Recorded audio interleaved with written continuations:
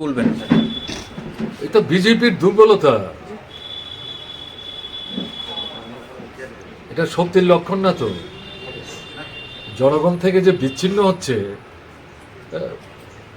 তার থেকে ভীত সন্ত্রস্ত হয়ে বাছাই করে করে গণতান্ত্রিক আন্দোলনের যারা সংগঠক নেতৃত্ব এলাকা ভিত্তিক তাদের উপর আক্রমণ সংঘটিত করছে ভয় দেখাবার জন্য। আরে সারা দেশের অবস্থা কি? এ তো হাঁটতে হাঁটতে কোনো মতো সরকারটা রক্ষা করলো। কেমন আমি আসবার সময় দেখে আসলাম এবার 400 পার, সবাইকে নিয়েও তো 300 করতে পারছে না। এখন মানুষ প্রশ্ন করছে যে এই সরকার কতদিন থাকবে থাকবে না। আমরা যদি এই প্রশ্ন তুলছি না, আমরা বলছি লড়াই আরও তীব্র করতে হবে।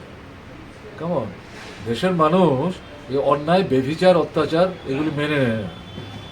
আমাদের ত্রিপুরা রাজ্যে মানুষকে ভয় দেখিয়ে গৃহবন্দী করে, ভোট লুট করে, ভোটকে প্রহসনে পরিণত করে জয় দেখাচ্ছে। আচ্ছা, এই যে লোকসভার নির্বাচন হলো দুটো গড়ে, আমি হিসাব করছিলাম প্রায় 71% ভোট ত্রিপুরার লোকসভা নির্বাচনে গত 25-30 বছরে কোনো দল এত ভোট পেয়েছে। আমরাও তো সরকারে ছিলাম। আমি তো মানে এগুলি কিসের লক্ষণ? এগুলো শক্তি না, এগুলি দুর্বলতার লক্ষণ।